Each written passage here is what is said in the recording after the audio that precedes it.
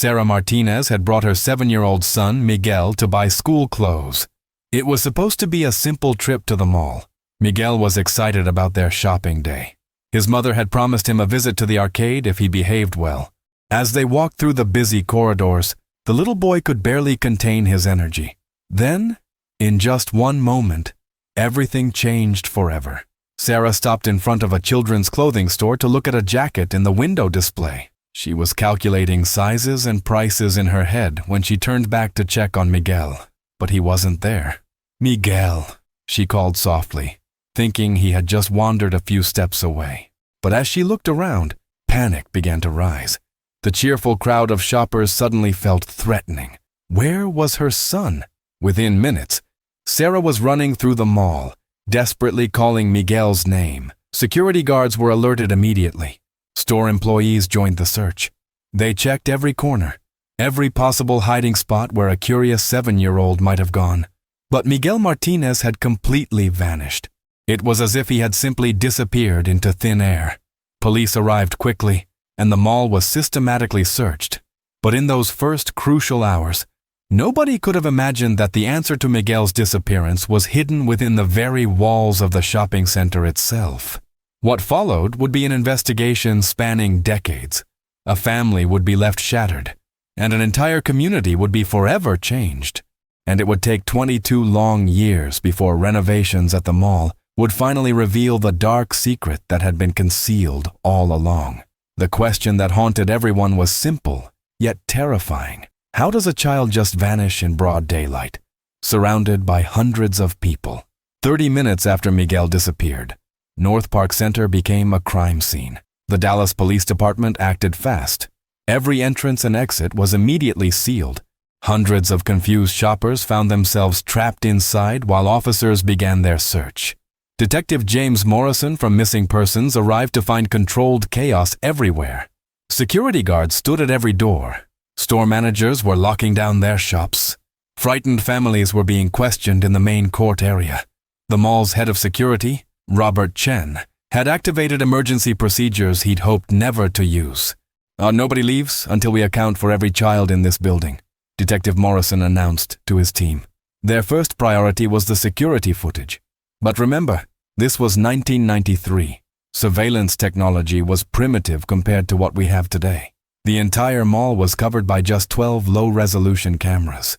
The images were grainy, black and white, and recorded only a few frames per second.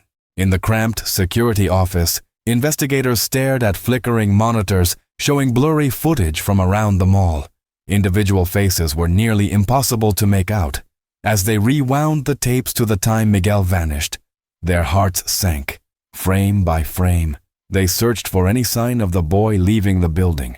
They looked for suspicious adults, anyone who might be carrying or leading a child.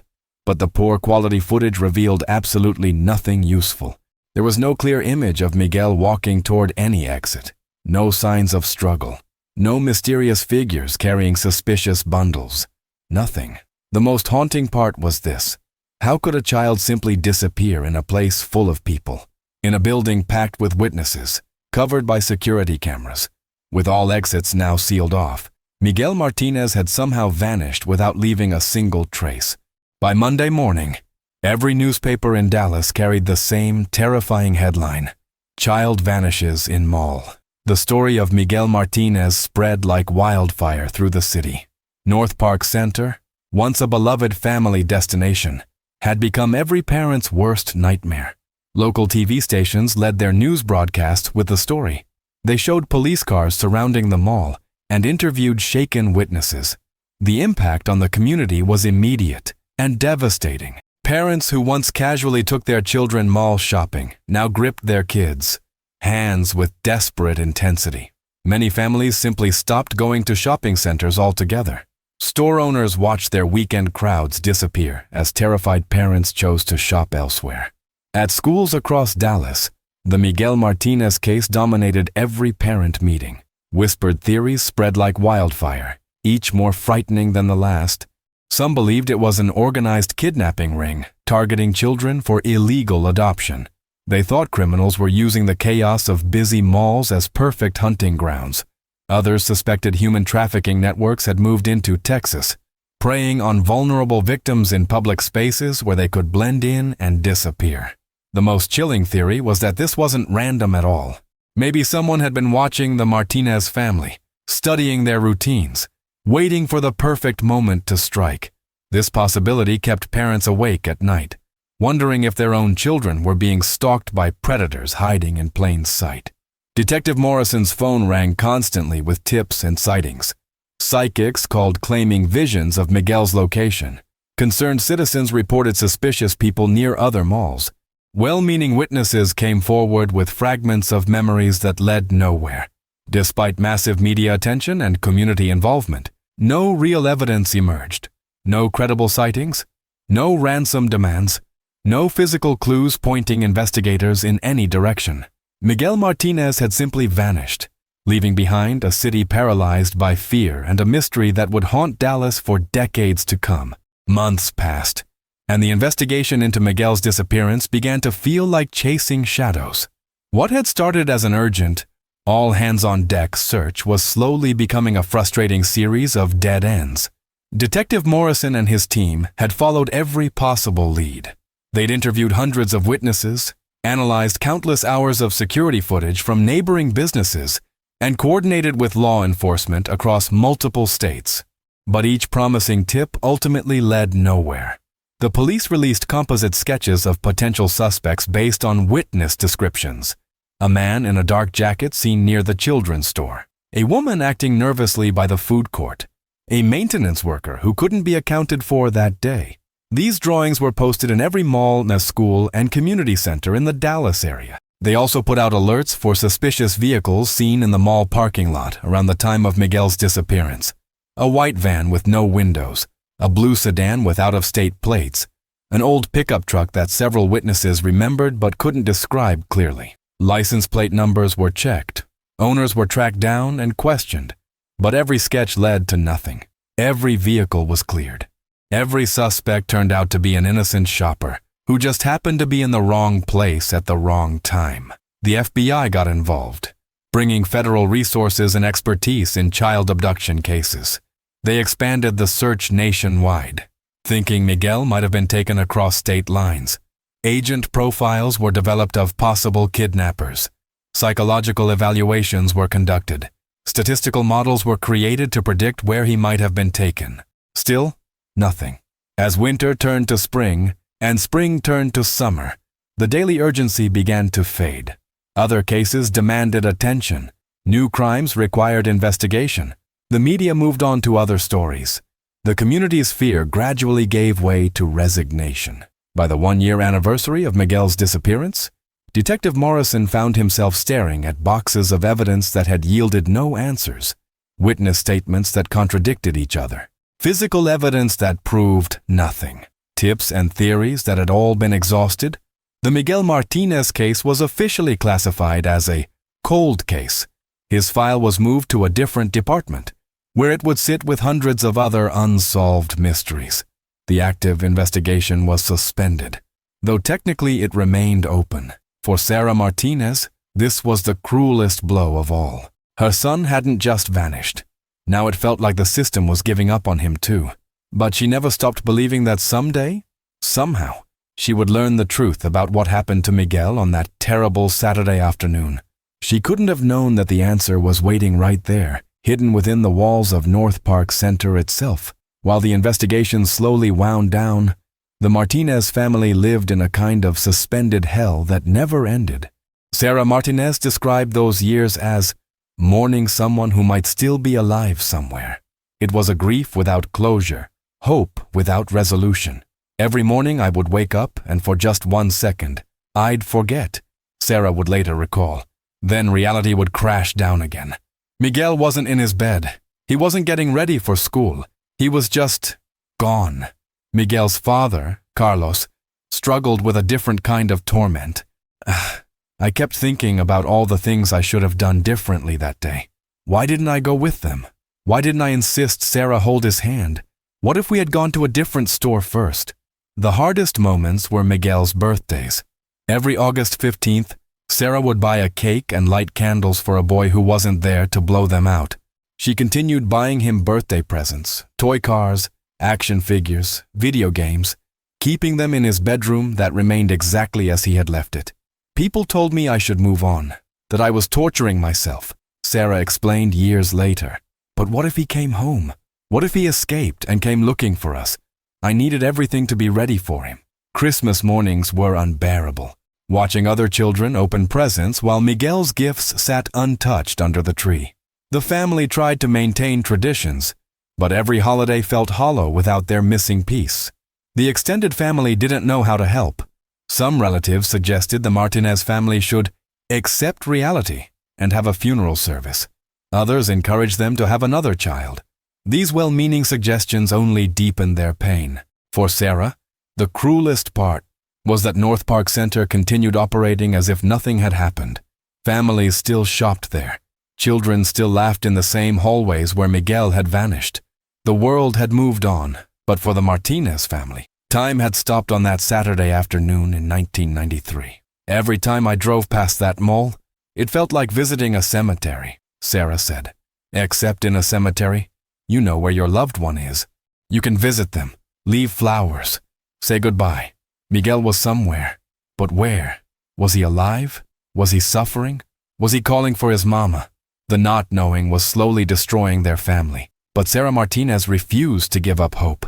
Somewhere in her heart, she believed that one day, the truth about her son's disappearance would finally come to light. As the years rolled by, the story of Miguel Martinez began to fade from public memory. Dallas moved on, as cities do. New crimes made headlines. Different tragedies captured the community's attention.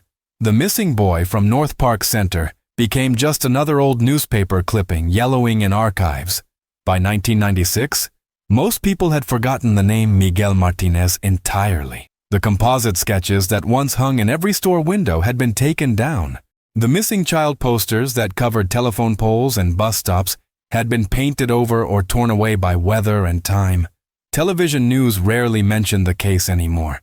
When they did, it was usually during slow news days or anniversary coverage that lasted barely 30 seconds. 3 years ago, 7-year-old Miguel Martinez disappeared from a Dallas mall. Police say they continue to investigate, but have no new leads. New families moved to Dallas who had never heard of the boy who vanished. Children who were Miguel's age when he disappeared were now in high school, living lives he would never get to experience. The world had quite literally moved on without him, but in a modest house on the south side of Dallas, time had stood completely still. Sarah Martinez kept Miguel's bedroom exactly as it was on that last Saturday morning in 1993. His bed remained unmade from when he jumped out excitedly, ready for their shopping trip. His clothes still hung in the closet, now several sizes too small for the boy he would have become. Every year, Sarah bought Miguel new clothes in larger sizes. She'd walk through department stores, imagining how tall he might be now, what his interests would have become. The unworn clothing filled boxes in the garage, birthday presents and Christmas gifts for a child who existed only in her heart. She subscribed to detective magazines, hoping to read about similar cases that had been solved. She attended support groups for families of missing children, where she met other parents trapped in the same terrible limbo of not knowing. Friends and relatives grew tired of Sarah's obsession. They whispered that she needed therapy, that she was living in denial. Some stopped visiting altogether, unable to handle the shrine-like quality of the Martinez home. But Sarah never wavered in her belief that Miguel was still alive somewhere. "A mother knows," she would tell anyone who would listen. "If my son were dead, I would feel it in my bones. He's out there, and someday, he's coming home." What she didn't know was that someday was closer than anyone could have possibly imagined. 22 years had passed since Miguel Martinez disappeared. The year 2015 found North Park Center looking very different from its glory days in the 1990s. Once the crown jewel of Dallas shopping, the mall had fallen into decline as customers migrated to newer shopping centers and online retailers. Vacant storefronts displayed "For lease," signs where thriving businesses once operated. The food court that had buzzed with families now echoed mostly empty. Foot traffic had dwindled to a fraction of what it used to be. The mall's owners knew they had to act fast or risk losing their investment entirely. That spring, construction crews arrived to begin a massive renovation project.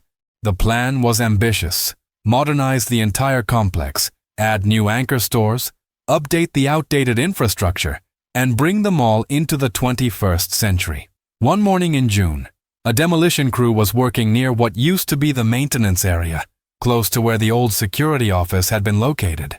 The workers were tasked with tearing down an interior wall to make space for expanded retail areas. Construction foreman Mike Torres was operating the sledgehammer when something felt wrong. The wall sounded hollow. He would later tell investigators, different from the other walls we'd been working on, like there was empty space behind it. The crew decided to open up a small section first, just to see what was behind the wall. When Torres broke through, his flashlight beam revealed something that made his blood run cold. There was a room back there, a small, hidden space with no visible entrance from the public side of the mall. It had been completely sealed off, invisible to shoppers for over 2 decades. The room was tiny, maybe 8 feet by 6 feet, just big enough for... Torres couldn't finish the thought. He immediately called his supervisor, who called the mall management, who called the police. Within an hour, North Park Center was once again crawling with investigators, just like it had been on that terrible day in 1993. Detective Morrison, now closer to retirement, received a phone call that would haunt him for the rest of his life. "We found something at the mall," the voice on the other end said. "You need to get down here right away." As Morrison drove toward North Park Center, his hands shaking on the steering wheel, he couldn't help but think about Miguel Martinez. After 22 years of wondering, were they finally about to learn the truth? When Detective Morrison arrived at the mall, crime scene tape had already cordoned off the entire renovation area. The construction crew stood in stunned silence as police photographers documented everything. Morrison took a deep breath and approached the hole in the wall that would change everything. What he saw inside that hidden room would stay with him forever. The space was cramped and windowless, with concrete walls on all sides. But it wasn't empty. Scattered across the dusty floor were objects that made Morrison's stomach turn. Children's items, aged and forgotten by time. A small doll with faded pink dress lay in one corner, its plastic face cracked and dirty. Near it was a coloring book, its pages yellowed and brittle. Crayons were scattered around, broken into pieces from years of neglect. But it was the walls that told the real story. Scratched into the concrete were desperate markings made by small hands. Stick figure drawings that looked like they'd been carved with fingernails. Crude letters spelling out what might have been names or pleas for help. The scratches were at child height, etched deep into the surface by someone who had spent considerable time in this terrible place. In one corner, Morrison noticed gouges in the wall, where it looked like someone had tried to claw their way out. The concrete was worn smooth in spots, as if small hands had rubbed against it over and over again. The forensics team worked carefully, photographing every inch of the room. They bagged the doll, the coloring materials, and scraped samples from the wall markings. Every piece of evidence would be crucial in understanding what had happened in this hidden prison. "How long do you think someone was kept in here?" one of the younger officers asked quietly. Morrison didn't answer immediately. He was thinking about the scratches on the walls, the worn spots where someone had pressed against the concrete. This wasn't a place where someone had been held for hours or even days. The evidence suggested much longer. The air in the room felt heavy and oppressive, as if the walls themselves held memories of fear and desperation. It was clear that this hidden space had been deliberately constructed to keep someone prisoner, concealed from the outside world by the normal sounds and activities of a busy shopping mall. As Morrison stared at those childhood drawings scratched into the concrete walls, one terrible question echoed in his mind. Was this where Miguel Martinez had spent his final days? The forensics team worked through the night, treating the hidden room like the crime scene it had always been. Every surface was dusted for fingerprints. Every fiber was collected and cataloged. Every scratch mark on the walls was photographed and measured. But it was the DNA evidence that would provide the breakthrough everyone had been waiting for.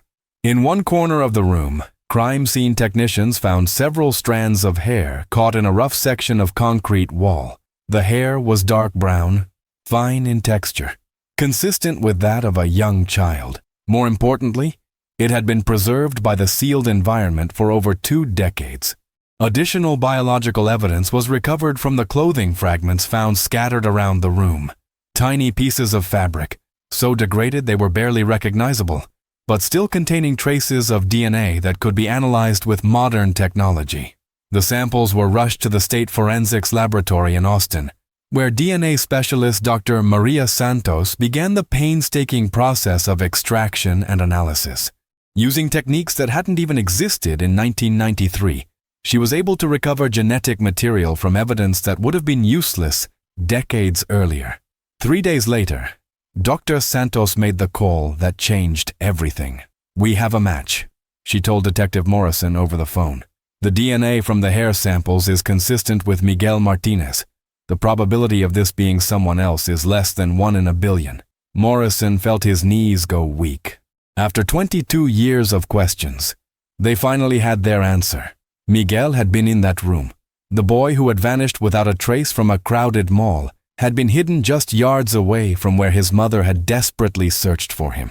Within hours of the DNA confirmation, the story exploded across every news outlet in the country. Missing child case solved after 22 years. Hidden room reveals dark secret of 1993 disappearance. DNA confirms missing boy was hidden in mall all along. Television crews descended on North Park Center like they hadn't since 1993. Reporters interviewed the construction worker who'd found the room. Legal experts discussed the implications. Child safety advocates called for better security measures in public spaces. But for Sarah Martinez, now watching the news coverage from her living room, the confirmation brought no relief. She finally knew where her son had been, but that knowledge only raised more horrifying questions. Who had done this? How long had Miguel been kept in that terrible room? And most agonizing of all, what had happened to him in the end? With the DNA evidence confirming Miguel's presence in the hidden room, investigators began developing theories about how this nightmare had unfolded. The discovery had answered one crucial question, but raised a dozen more disturbing possibilities. The first theory focused on mall employees. Someone with intimate knowledge of the building's layout would have known about maintenance areas and unused spaces. Detective Morrison's team began reviewing employment records from 1993, looking for custodial staff, security guards, or maintenance workers who might have had access to construct such a room. This wasn't random, Morrison explained to reporters. Someone planned this. They knew the mall's blind spots, understood the construction, and had time to prepare that space. That points to an inside job. The second theory was even more chilling. What if this wasn't the work of one person, but an organized group? Criminal profilers suggested that Miguel's abduction might have been carried out by a kidnapping ring with internal connections to the mall. Someone on the inside could have identified targets, while accomplices executed the actual abduction. Organized crime networks often recruit people in positions of trust, explained FBI behavioral analyst Dr. Rebecca Stone. A security guard? A janitor? Someone who could move freely through the building without arousing suspicion? They would have been the perfect inside person for this type of operation. But the most haunting theory was about timing. The evidence in the room suggested Miguel hadn't been moved immediately after his disappearance. The scratches on the walls, the worn spots where small hands had rubbed against concrete, indicated he had spent considerable time in that cramped space. Forensic experts estimated that based on the markings, Miguel could have been kept in the hidden room for days, possibly even weeks. While hundreds of people searched the mall above, while his mother pleaded for his return on television, Miguel might have been trapped just feet away, behind a wall that no one thought to check. This theory was the most devastating for Sarah Martinez. "You mean he was there the whole time?" she asked through tears during a news interview. "While I was searching every store, while I was begging people to help find him, he was right there. And no one could hear him." The possibility that Miguel had survived those first crucial hours, that he had been so close during the initial search, added a new layer of tragedy to an already heartbreaking case. It raised the agonizing question, could he have been saved if they had only looked in the right place? Despite the groundbreaking discovery of the hidden room and the DNA evidence proving Miguel had been there, the investigation hit another devastating wall. The most crucial piece of the puzzle was still missing: Miguel himself. No human remains were found in the sealed room. No clothing that could definitively be traced to the day he disappeared.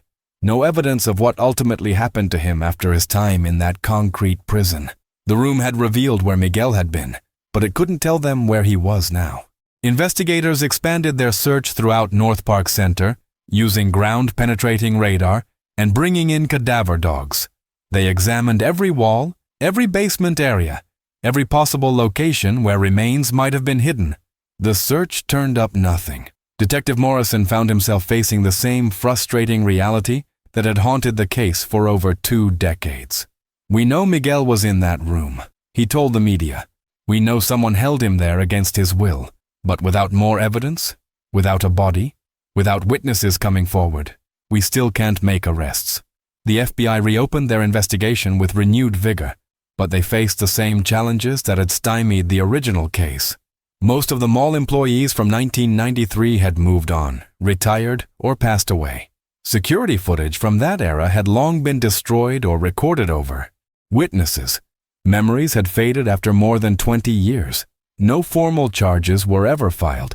No suspects were publicly named. The discovery that should have brought closure instead opened new wounds and raised more questions than it answered. For the Martinez family, this was perhaps the cruelest twist of all. After waiting 22 years for answers, they learned that Miguel had been so close during those first desperate days of searching, but they were no closer to knowing what had become of their son, or who was responsible for taking him.